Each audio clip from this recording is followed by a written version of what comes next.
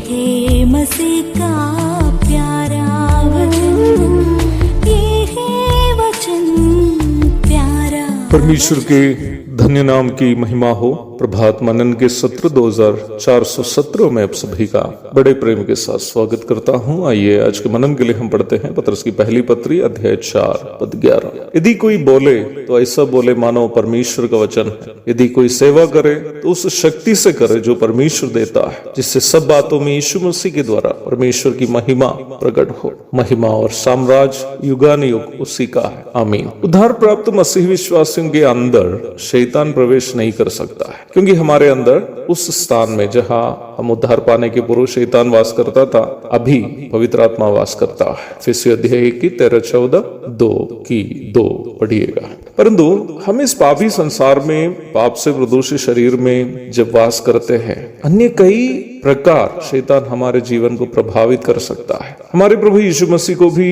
जिनमें पाप नहीं था, शैतान प्रभावित करने की कोशिश करते हुए मत्ती एवं लूका के 14 अध्यायों में आप देख सकते हैं। मसीह विश्वासियों के जीवन को प्रभावित करने के लिए शैतान कोशिश करने के द्वारा, शैतान का परम लक्ष्य यह है कि परमेश्वर हमारे जीवन से जो चाहता है उस लक्ष्य तक हम पहुंचने से हमें वंचित कर दे। हमारे जीवन के द्वारा परमेश्वर की बड़ी इच्छा यह है कि हम परमेश्वर की योजनाओं को हमारे जीवन के द्वारा पूर्ति करते हुए परमेश्वर की महिमा करें। परमेश्वर हमें जो भी प्रतिभाएं या क्षमताएं या सुविधाएं या आत्मिक वरदानों को दिए हैं, सभी के द्वारा परमेश्वर की इच्छा यही है कि हम उन प्रतिभा, क्षमता, सुविधा या आत्मिक वरदान का उपयोग करते हुए परमेश्वर की योजनाओं की पूर्ति अपने जीवन के द्वारा करते हुए हम परमेश्वर की महिमा करें। प्रतिभा का अर्थ है टैलेंट्स, जैसे गीत गाना, चित्र बनाना, भाषण देना, गीत या कहानियों को लिखना इत्यादि प्रतिभाएं हैं। क्षमताओं का अर्थ है एबिलिटीज,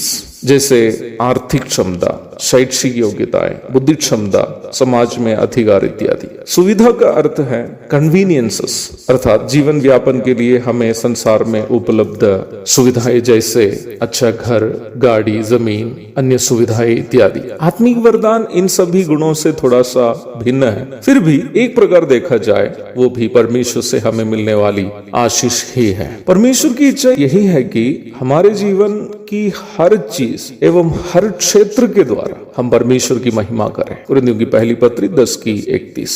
पर एक बड़ी दुखजनक बात जो हम मसीही जगत में भी देखते हैं, वो यह है कि शैतान यहाँ तक मसीहियों को भी इतना प्रभावित कर दिया है कि हम अपने प्रतिभाएं, क्षमताएं, सुविधाएं और यहाँ तक आत्मिक वरदानों को भी इस उद्देश्य से उपयोग करते हैं कि हमारा नाम दुनिया में रोशन हो जाए।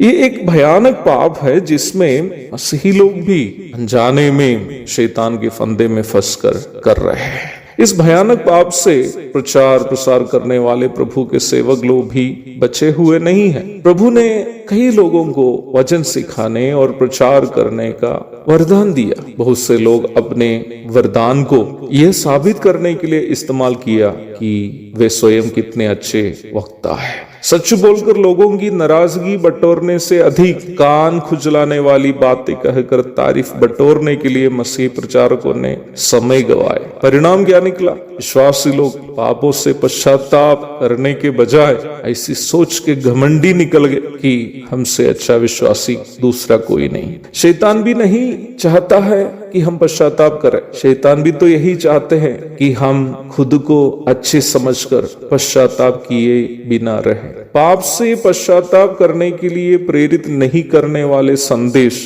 कोई भी प्रचारक या पास्टर देता, वो वास्तव में शैतान का उद्देश्य की पूर्ति कर रहा है। सच्चाई यह है कि जाने अनजाने बहुत सारे मसीही अपने लिए तारीफ बटोरने की कोशिश में परमेश्वर के उद्देश्य से स्वयं वंचित होकर सुनने वालों को भी भटका रहे हैं। यह पतरस चेता रहा है, यदि कोई बोले तो ऐसा बोले मानो परमेश्वर का वचन है। यदि कोई सेवा करे तो उस शक्ति से करे जो परमेश्वर देता है। जिससे सब बातों में यीशु मसीह के द्वारा परमेश्वर की महिमा प्रकट हो। इस वक्त मैं एक बहन की याद करता हूं जो कभी कभी मुझे कुछ आर्थिक सहायता भेजती है। मैं उस बहन को व्यक्तिगत रूप में नहीं जानता, हम दोनों कभी मिले नहीं हैं, ना ही मैंने कभी उनसे कोई सहायता की मांग की है। उनका नाम भी मुझे केवल गूगल पे के माध्यम से ही पता चला। जब भी उनकी सहायता के लिए मैं उनको धन्यवाद करते हुए कोई संदेश भेजता हूं तो वह बहन मुझे इस प्रकार जवाब देती है, ब्रदर, जो सहायता आपको मिली है वो प्रभु से आपको मिली है। मैं केवल प्रभु का भंडारी हूँ। प्रभु के द्वारा हमें मिले हुए किसी भी प्रतिभा, क्षमता, सुविधा या आत्मिक वरदान का उपयोग करते समय निम्न बहन का आत्मिक परिपक्वता हम सबको भी अवश्य होना चाहिए। एक और शुभ दिन की धन्य कामनाओं के साथ आज का मनन में यहाँ समाप्त करता हूँ। प्रभु आप सबको आशीष दे। आमीन।